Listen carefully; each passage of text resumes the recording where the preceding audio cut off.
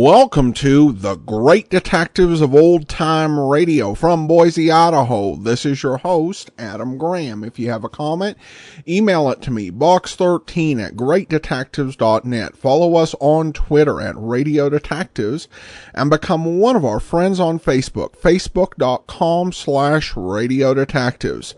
A reminder, as you're making your travel plans, remember JohnnyDollarAir.com. JohnnyDollarAir.com is a Priceline affiliate, so you get all the benefits of going through Priceline.com, such as being able to name your own price on hotels, rental cars, airline tickets, and even more, or choosing from great published fares. The difference is if you go to JohnnyDollarAir.com, part of your purchase price goes to support the Great Detectives of Old Time Radio at no additional cost to you. So remember, when planning your travel, check JohnnyDollarAir.com first.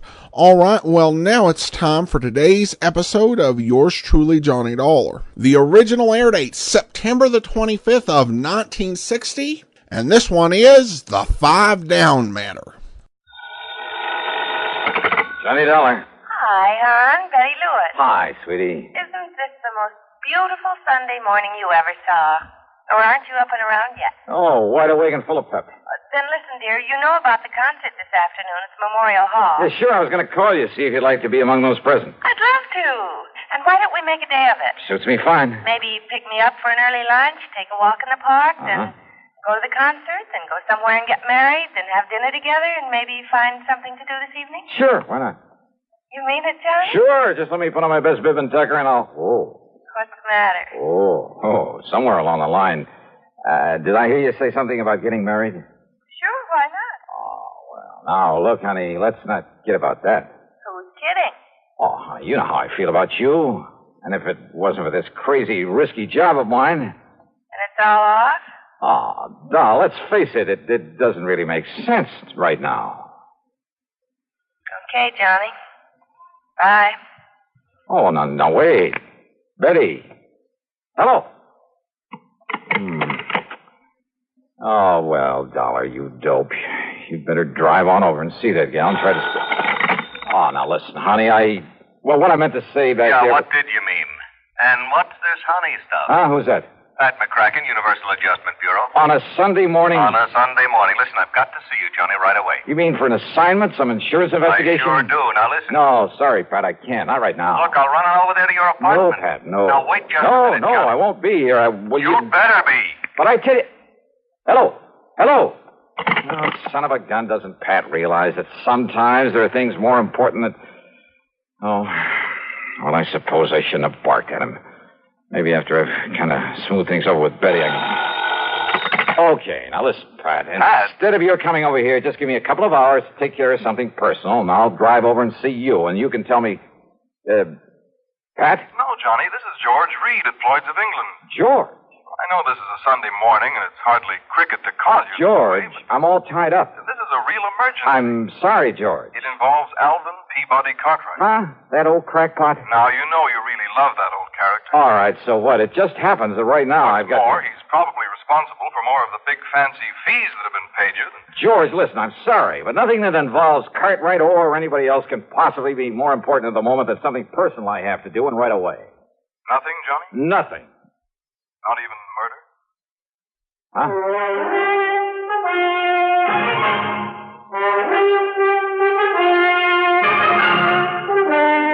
CBS Radio brings you Bob Bailey in the exciting adventures of the man with the action-packed expense account, America's fabulous freelance insurance investigator. Yours truly, Johnny Dollar.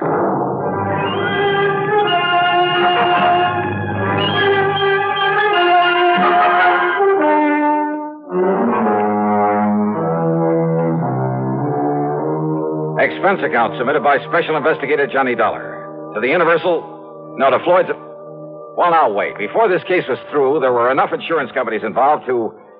Well, anyhow, it's an account of expenses incurred during my so-called investigation of the 5 Down matter. 3 phone calls, all within a couple of minutes, all demanding my services immediately. And I promised to call them right back. George Reed at Floyd's of England, Pat McCracken of Universal Adjustment Bureau, and frankly, more important to me, the best gal friend, Betty Lewis, on account of maybe I'd left the impression I was trying to give her a brush off or something. And as the people who listen to these reports know very well, that I would never do. Yeah, that's it. First I'd call Betty. But as I reach for the phone again... Johnny Dollar. John, thank goodness I found you in. Who are you? It's vital that I see you at once, immediately. Yeah, I said, who are you? Who am I? Yes. Why, Johnny, this is Harry Branson of Philadelphia Mutual Liability and Casualty Insurance Company. Harry, look, if this call is about business... Well, of course it is. Well, I'm sorry, I'm all tied up. But if it's something that can wait... I'm afraid not. Because I have 2 or 3 other things that I have to tend to first. So what I will do, John, is this. I will give you the address of where you must go. No, sorry. Then you can fly on out there and do it. Harry, no. I'm sorry. I'm really sorry. I know you said that, but now, John... Look, Well, as soon as I can get these other things cleared away, I'll call you back, huh? Call me back? Yes. But good heavens, John. I'll call you back. John! Holy.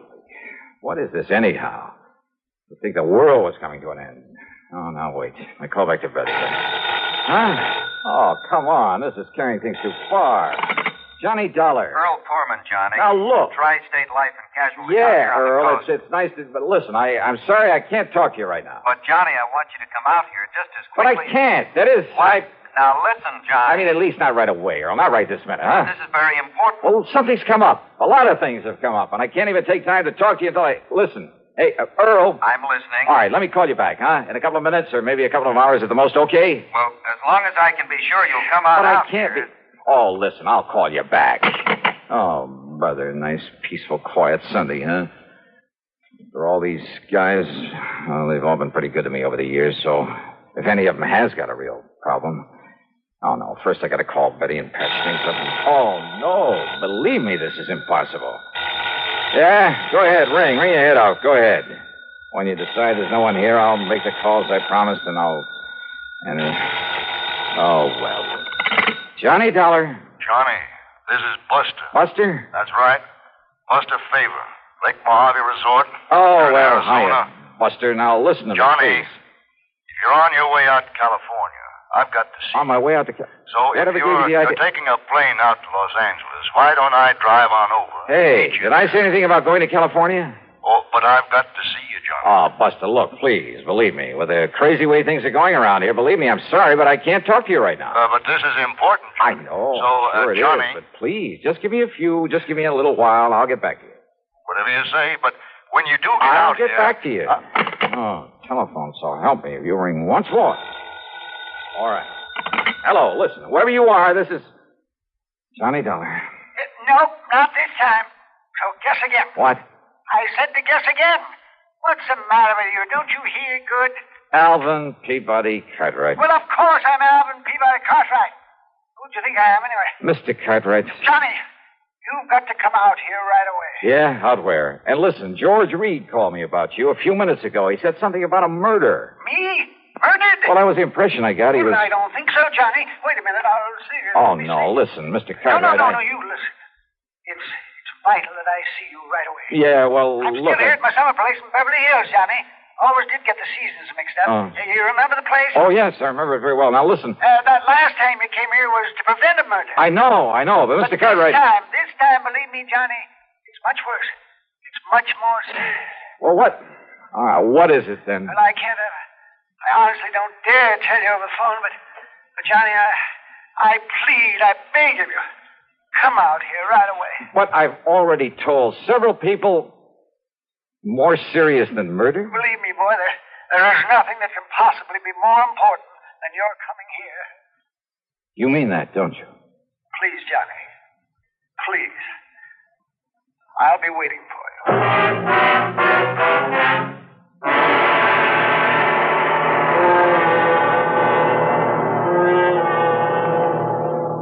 Ever notice the way Pepsi-Cola has of disappearing fast? It's easy to understand when you remember how every ice-cold ounce of Pepsi tingles with a taste that everybody in the family enjoys. And then, too, there's no time limit on Pepsi. Day or night, with meals or by itself, work days or weekends, for parties or all by yourself. But the thing that really makes Pepsi go fast is its light touch. Pepsi always refreshes lightly, without filling. So a Pepsi just never tastes like too much. To make sure your supply of Pepsi meets the demand, always buy an extra carton or two. You can't run a household without it. Be sociable, look smart, keep up to date with Pepsi. Drink light, refreshing Pepsi. Stay young and fair and debonair. Be sociable. Have a Pepsi. And now, Act Two of yours truly, Johnny Dollar, and the 5 Down Matter. Phone calls, one on top of the other. First from Betty Lewis, and I'd really better patch things up with her. Then frantic calls from Pat McCracken, George Reed, Harry Branson, Earl Poorman, Buster Favor, and finally from old Alvin P. Cartwright, the latter sounding the most urgent of all. Not one of them had given me any details about the emergencies that prompted their calls. But these are men that I've been working for and with for years. And for my money, they're not only important to my insurance investigations, but they're the salt of the earth. And if it came to a matter of which one to favor over the others... Oh, but now wait a minute. Cartwright lived in Beverly Hills. George Reed was worried about Cartwright. Earl Poorman could be taken care of out there on the West Coast, too, and Buster Favor. Uh-huh. I got back on the phone and tried calling Pat McCracken. No answer. The same with George Reed, and with Harry and Earl and Buster. Even with Alvin P. Cartwright. And when I couldn't even reach Betty Lewis to apologize for... Okay, I tore out to Bradley Field. Expense account, item 1, $170.40 for a plane ticket to Los Angeles. Here you are, Mr. Dollar. Okay. Your plane is ready for takeoff. Right, thanks. I'm sorry again. I couldn't get you on a jet from New York to L.A. Oh, that's okay, it's okay. But now, you better hurry or... I will. Excuse me just a minute, please. Well, let me have the baggage check and I'll... On this phone? Mr. Dollar. Yeah? Well, very well. Put the party on. Oh, what? This call's for you, sir. Oh, okay. Johnny Dollar. Your telephone exchange said they could get you for me. Huh? Who's that? But who else was it? It's your oldest, your dearest friend, Le Chagris. Chagris? Louis de Marsac, the great cat? But of course, monsieur. Your plane, Mr. Dollar. Oh, look, Louis, I can't talk to you now. But I must see And I'm certainly not going to run over to Paris to see you. But this is most important, monsieur. Mr. Dollar? Yeah, okay. My plane for the West Coast about to leave. I've got... And I thought that for me, your oldest, your dear... You do not like me anymore? Oh, sure, Louis. Of course I do. And you do not appreciate what... Believe me, I appreciate all the help you've given me over the years. Then you will see Mr. me. Dollar. Yeah, okay. Look, I got to make a plane, Louis. You will see me. Mr. Dollar, please, you better hurry. Yeah. What? The real stopper came in New York when I changed for a plane to the coast and with barely time to make it. Yeah. Another of my old pals. Another one I didn't want to turn down. Lieutenant Randy Singer of the 18th Precinct. But under the circumstances and with only seconds to spare. But, Johnny, you've got to handle this one for me. I'm sorry, Randy. It's down on the West Coast in California. Which is exactly where I'm heading if I make the plane. Well, that's good. So let me tell you where to go when you Randy, please. I'll miss the plane. Send me a wire or something, huh? This your plane right here? Yes, it is. Well, then maybe I'd better climb aboard with you. No such luck. This flight is full up. All right, here you are. Here's my ticket. Fine, sir. Get right aboard. Thanks. Well, I can beat you out there on one of the jets. No space on them either. I tried it. Want to bet? Please, will you get aboard, sir? Right. So long, Randy. Yeah. See you, Johnny.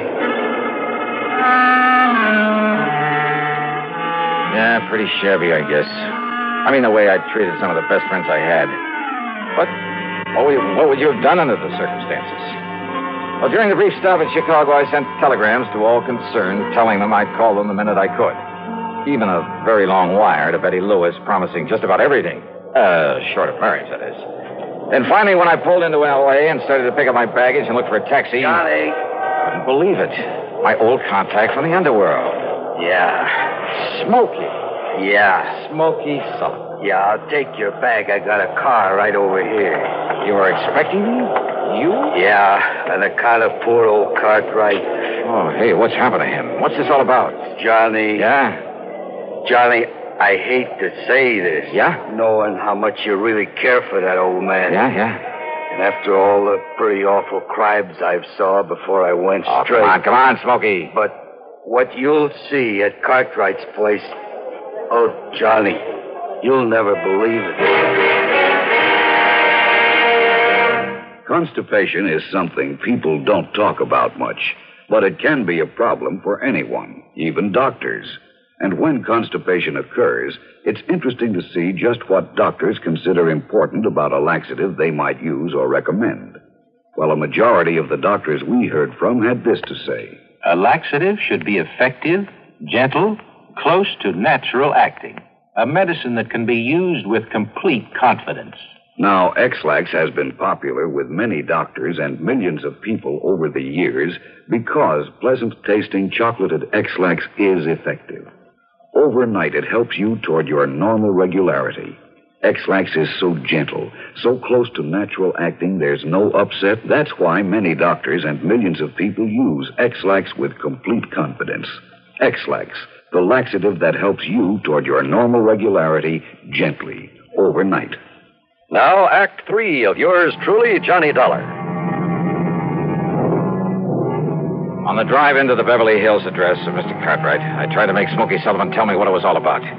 But he had only one answer for me. Oh, Johnny, you'll never believe it. When we finally pulled up in front of the beautiful home on North Roxbury Drive, I jumped out of the car and tore on up to the front door. All right, come on. What do you think you're trying to do? Break in this house? Oh, Johnny. Mr. Cartwright. Oh, Johnny, I've been frightened to death. What about, sir? What about? I was afraid you wouldn't make it. That's what it's all about. And all those bodies inside. Bodies? There. Where? In the library, Johnny. Come now. I'll show you. Yeah, I think you'd better. All over the floor. Just wait till you see them. Well, here. Isn't this the library? Yes. Oh, dear, Johnny. All right, now. Wait now. Your gun? That's right. Okay, now. Okay, now. Huh? Oh. No. Look at them. All over the floor. Mr. Cartwright wasn't kidding. There were bodies there, all right, half a dozen of them, sprawled around in awkward positions, as though some giant hand had suddenly struck them down. But why? And there was no sign of a struggle, not a... What is it, Johnny? Oh, I mean, isn't it terrible? Wait a minute. That's Pat McCracken. I know. And George Reed over here. Well, he's still alive. Shall I call a doctor? Yeah? Or shall I put him out of his misery? What? The gun, yeah. Earl Poorman over here. Buster Favor. And me, Le Chagrin, my dear, my darling friend. All right, you guys. What is all this? What goes here? Johnny. Buster, so help me. All right, now listen. Mr. Cartwright, will you take that gun away from him? Randy. That's right. I told you I could get a jet out here. Sure, we all came out on the same flight. Earl, you son of a gun. How are you, Johnny? Surprised? Are you kidding? And Harry Branson. Glad to Smokey. see you, Don. So this is why you wouldn't tell me anything, Smokey. Yeah. Fooled you, huh? Yeah. But come on now, what's the big idea? Wait a minute. Now, will you stop waving that 38 around, Johnny? Huh? Oh, I'm sorry, Pat. Yes, over here. I'll take it. Yeah, you better, Mr. Cartwright. That's all right. I'll put it back in my pocket. I have it. Oops. Down, boys, down! Oh, dear. I'm sorry. Yes, you'd better be sorry. Well, Johnny, it looks like we succeeded in getting you out here, all right. Yeah, well, now, look, will somebody please start to make some sense and tell me what this is all about, huh? Why not? Yes, McCracken, why don't you speak for all of us? Yeah, go ahead, Pat. All right, fellas, I don't mind if I do. That's good. It's really pretty simple, Johnny. Today, Sunday, marks the end of 5 years in your present series of investigations for what we like to think is a pretty good lineup of insurance companies. Yeah, so happy anniversary, Johnny. Happy anniversary. Oh, thanks. Now, Johnny, it also completes 5 solid years of the broadcasting on CBS of these cases you handled. Handled mighty well, Johnny. And you've performed a service throughout this country. Oh, now don't get soppy. No, shut up a minute, will you? You've done a great service to the insurance companies, no question about it. Your broadcasting has helped to expose a lot of crookedness, fraud, that sort of thing.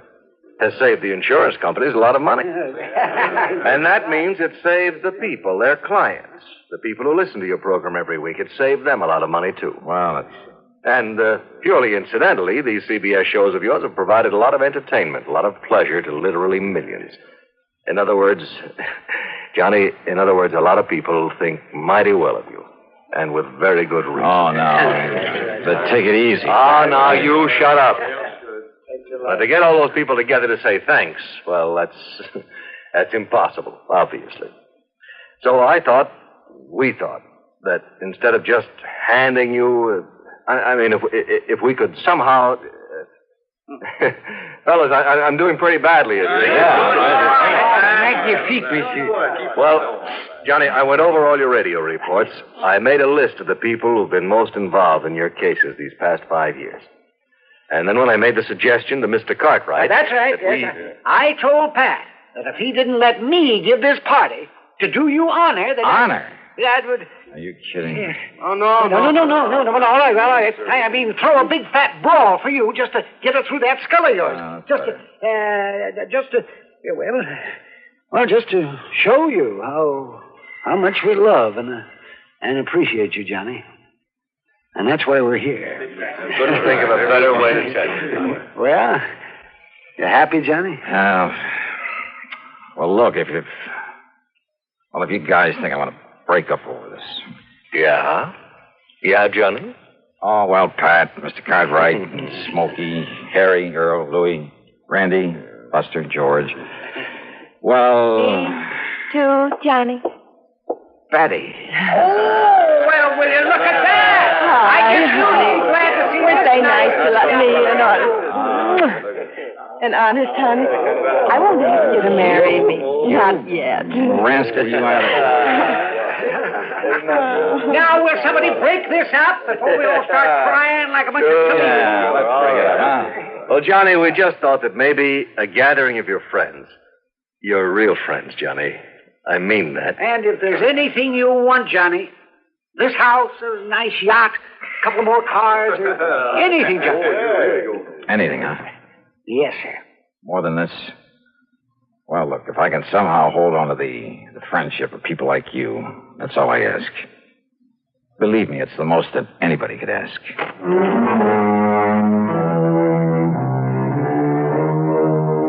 Oh, mighty wonderful people, all of them. Some others, too. I mean, behind the scenes in the job of bringing you these radio reports week after week. The associate directors on the show, Kenny Hodge, Bob Shue, the announcer, Johnny Wall, a mighty wonderful technical crew, Bob Chadwick, Bill James, Tom Henley, and I mean Jack Johnstone, our producer and director, who, well, he's the guy who makes it... Time is up, Jack? Okay. But give them a lot of credit, huh? Because believe me, they deserve it. Yours truly, Johnny Dollar.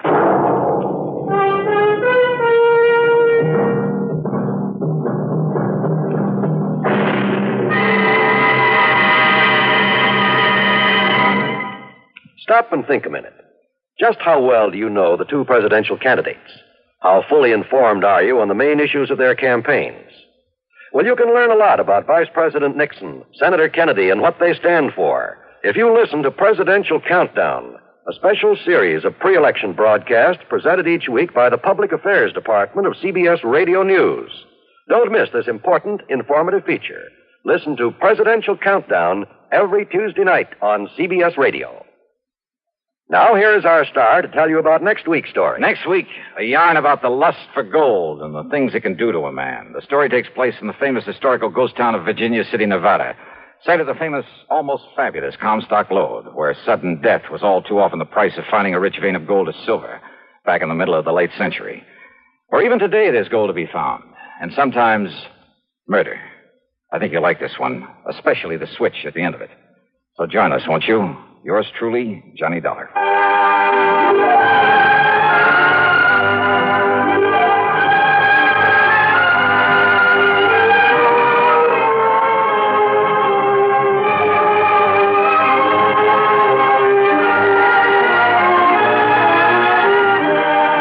Yours truly, Johnny Dollar, starring Bob Bailey, originates in Hollywood and is written, produced, and directed by Jack Johnstone.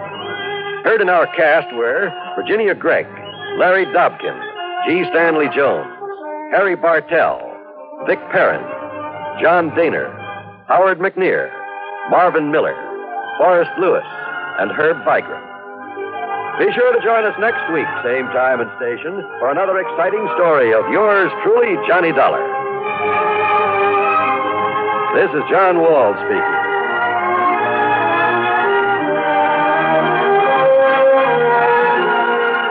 This is the CBS Radio Network. Stay tuned to WROW Albany, New York for a special news bulletin from Schenectady.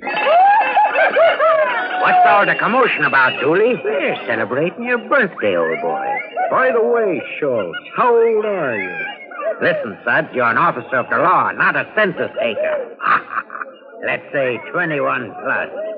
I'd like to propose a toast. Pipe down there. Let's listen to Dooley's latest masterpiece. Here's to the mug who is full of good cheer. Here's to his favorite, natural beer. Darling of drawing room, pantry, and pub. Here's to magnificent Utica Club. Oh, brewing, oh, brew, it's artificial bubbles, so carbonated beer today. Cause Utica Club will still take the trouble to age beer at a natural rate. Utica Club, you see. Brewed by the West End Brewing Company of Utica, New York. We delay for a few moments the start of pro football from CBS to bring you this special report from Schenectady by WROW Radio News Director Monroe Benton. This is Monroe Benton reporting from IUE Hall in Schenectady. Nearly 9,000 members of IUE Local 301 here in Schenectady have just voted not to strike against the General Electric Company. The vote counting was completed just a short while ago and showed 5,033 in favor of accepting the latest company offer, 2,895 rejecting the company offer, 17 ballots were void. Therefore, a total of 7,945 members participated in the vote here at IUE Local 301 in Schenectady. The actual balloting was conducted on Thursday and Friday, but the votes were not tabulated until today and announced at an unusual Sunday news conference held here at the IUE Hall on Erie Boulevard, Schenectady. The vote again, 5,033 to accept the latest GE offer, 2,895 rejecting the latest company offer. Now, also this afternoon, the results of the balloting for the members of the IUE at the Capel Knowles Atomic Power Laboratories, both in Niskayuna and in West Milton and Saratoga County. The vote there was just the opposite, 172 in favor of striking, 104 against a strike. That is the result of Local 301 AE. Members at the Knowles Atomic Power Laboratory in both Niskayuna and in West Milton. A total of 276 members voted there out of the total union membership of 368 at Capel. The vote here was counted under the supervision of 3 clergymen and announced at this news conference. However, this vote at Schenectady does not mean there will be no strike against GE, or for that matter, that there will be one when the contract expires next Saturday, October the 1st. Negotiations will continue in New York for the rest of this week, and on Friday, the IUE GE Conference Board will meet to review the votes taken by all the IUE locals at GE across the country, and on that basis make up its mind on whether to call a walkout. Schenectady IUE, being the largest of all the locals, will naturally carry a lot of weight, but today balloting is also being conducted in at least 2 other key areas, Lynn and Everett, Massachusetts, and Pittsfield, Massachusetts. Earlier this week, employees at Waterford GE voted in favor of a strike, or putting it the other way, rejecting the company offer. Therefore, despite the vote here in Schenectady, the results of the Pittsfield and Everett and Lynn balloting must be reported, plus that of such large locals as the 6,000-member Louisville, Kentucky local, before the conference board makes its decision next Friday. The GE IUE Conference Board is made up of elected delegates from each of the union locals. They are elected on a representative membership basis, but each local is limited to a maximum of 4 board members. These delegates are bound to vote at the conference board meeting the way the locals have instructed them to vote. On this basis, the 3 largest GE plants in the Northeast, Schenectady, Lynn, and Pittsfield, have a total representation of 12 delegates, although they represent about 1/3 of all the IUE members in the GE chain. It also should be noted that the IUE Constitution states that when the conference board determines to strike to obtain national agreement, all union locals are bound by such action. In 1958, Schenectady, Pittsfield, and Lynn voted against a walkout when Louisville, Kentucky voted in favor. Of course, there was no walkout then. Speculation is that with Schenectady voting no strike today, And if Pittsfield and Lynn vote the same way, the National Union is not likely to call a strike, or at least conduct one successfully, without the support of these three major northeastern locals. The coming week will tell, because there are still 5 more days of negotiations in New York. Repeating again the results of this vote here in Schenectady this afternoon. Accepting the company offer, 5,033. Rejecting the offer, 2,895. The capital vote again. In favor of a strike, 172. Against a strike, 104. Leo Gendro, the business agent of Local 301, issued a statement just a few minutes ago, and it says in part, the result of the secret ballot vote shows that a majority of the members of IUE Local 301 have chosen to accept the final offer of GE. However, Gendro continues, the fact that a substantial number of the Schenectady Local 301 members voted to reject the offer reflects strong dissatisfaction caused by a number of reasons. First, the offer did not adequately meet the demands, or rather the needs, of every group of employees. Also, the outside interference of the UE and its misrepresentation of the company's offer spread misunderstanding and confusion amongst many of our members. Unquote from Leo Gendro. That's the report here from Schenectady. Repeating again, IUE Local 301 votes to accept the GE offer. However, the IUE AE local over at Knowles Atomic Power Laboratories, both in Niskayuna and in West Newton, vote to walk out 172 to 104. The vote in Schenectady again, 5,033 accepting, 2,895 rejecting. Monroe Benton from Schenectady, back now to WROW News. This is Andrea J. Graham, author of the Web Surfer series, Oh, and a Madam's Wife. You're listening to the Great Detectives of Old Time Radio.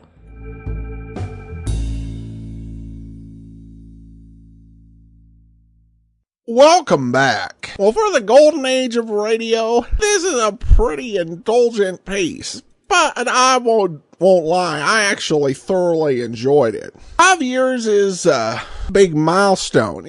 If you listen to prior golden age radio programs, it's rare that these milestones get celebrated. I think I've heard a couple. One was when someone was doing their actual 10,000th radio broadcast that they'd done. But 5 years wasn't usually a cause for celebration. There were many detective shows during the Golden Age that were on 5 years or more, with the same actor in the lead. The longest time that anyone played a lead in a detective series was Bennett Kilpack, who played Mr. Keen, Mr. Keen, Tracer of Lost Persons. And he played that role from 1937 to 1950. 13 seasons. Lon Clark was in Nick Carter for 12 seasons. Joseph Curtin and Alice Ross, 1942 to 1953, 11 years. Casey Crime Photographer came on in 1943, Stance Cotsworth did, and stayed till 1950, and then they went ahead and they revived the series, and he was in it in 1954 and 55. For a total of 8 seasons. Herbert Marshall. I kind of put 7 kind of with an asterisk. He was in the Man Called X from 1944 to 1945, and then came back into it for a 1946 summer run, then 1947 to 1948 over CBS, 1950 to 1952 over NBC. So kind of a staggered run, but he was in it. And of course, Bob Bailey had 6+ seasons as George Valentine and Let George Do It. Joe Friday had 6 seasons, with Jack Webb as Joe Friday, 6 seasons. Carl Swenson, 5 seasons as Mr. Chameleon, 1948 to 53. And then we have J. Scott Smart as the Fat Man, 1946 to 1951. Yet, I think within the context of kind of this mini era, the 5 years that Bob Bailey played Johnny Dollar were a pretty significant milestone. Because all of those shows, other than Dragnet and Let George Do It, began before World War II, during it. And in fact, the 5 years that Bob Bailey spent on Yours Truly, Johnny Dollar, also had competition from television. And there are many interesting television detective programs from this era.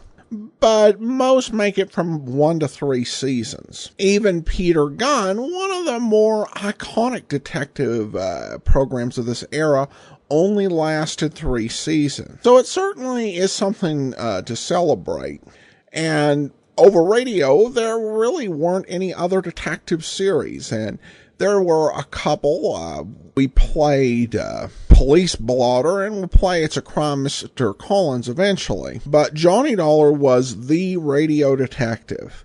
And clearly, this episode highlights Johnny's really strong, continual, recurring cast of characters. And it's amazing to get all of them into the same episode. Though if we were being at all realistic, La Chagrin would be arrested. I do think that it says something really nice about Johnny's relationship with Cartwright, that he's the one who's finally able to get Johnny to move, and just how much he's come to care about him and value his friendship and continued happiness. Overall, as I said, it's really a fan-pleasing episode, and I enjoyed it, and I would probably put it at least in the top 10 of the half-hour episodes of Johnny Dollar with Bob Bailey. I will also let you know that generally the recording of this program is a bit longer, but we cut something from that. And that is, the news bulletin was attached to the MP3 recording that aired after the commercial. And I often leave those in if they've got some really interesting historical things, such as there was one on the 1952 elections where Eisenhower's opponents were questioning whether he could be trusted on foreign policy. Bulletins about the World War II or Korea are certainly worth including. But this was a 5-minute bulletin about a labor strike in Schenectady. That didn't actually end up going ahead. So I decided to go ahead and omit that from the end of the episode. Apologize to anyone who wanted to learn about history of Schenectady labor strikes, or in this case, labor strikes that were averted. At any rate, the original version of the program is out there for those who do want to listen. Now to listener comments and feedback, and Chris has a comment regarding the Too Much Money matter, which ended with Johnny catching the killer, who was an actor, with a cue stick. It seems like a missed opportunity that Johnny didn't say, "As an actor, you must be used to taking your cues," before smacking the villain with the pool cue. Of course, we all know Johnny would never stoop to puns. Yeah, that's beneath Johnny Dollar. About right at the level of Boston Blackie. And if Blackie ever does hit someone with a pool cue, you can bet on that sort of pun. Thanks so much for the comment, Chris. That will do it for today. Join us back here tomorrow for Dragnet. Next Friday, another episode of yours truly, Johnny Dollar. In the meantime, send your comments to box13 at greatdetectives.net. Follow us on Twitter at